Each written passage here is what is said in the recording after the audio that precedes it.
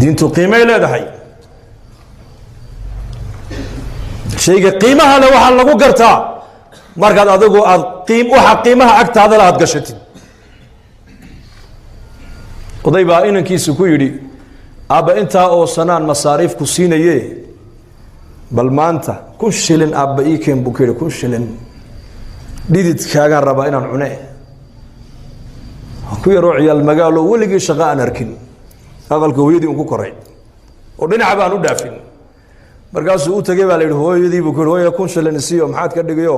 anaa u baahan hooyaysi way siisay odagii aabihii buu u geeyey intuu nin lacagta soo shaqeeyay iska dhigay buu aabo waa tan lacagtii hoo oo ka qaado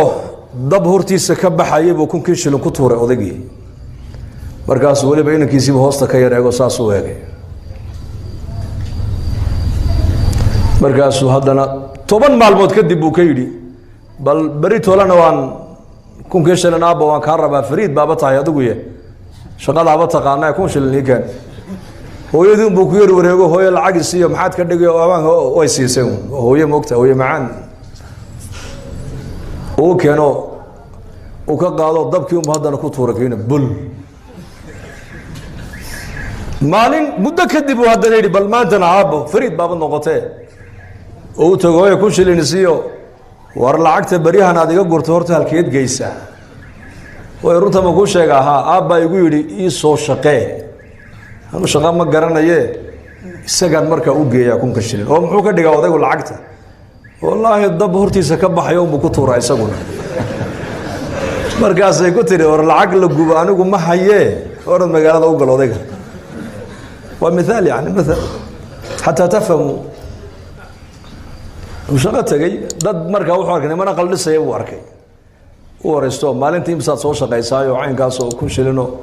والله شغل تجو هذا وحول حول سوق بني بوسوق قبتي لعقتي وري لعقت المسكو قيمة مركه هو كان أودجي أبو هو مركاسو ويقول ولي هذا البراعي ويقول أبو لعقت الضبكة كاي لا لدي النبي صلى الله عليه وسلم markaasuu yidhi oo maxaa ku jaban buu haddaan ku tuura kuwii horeba sooniga gubayay ma yaaba tani tii hore way ka duwan tahay tan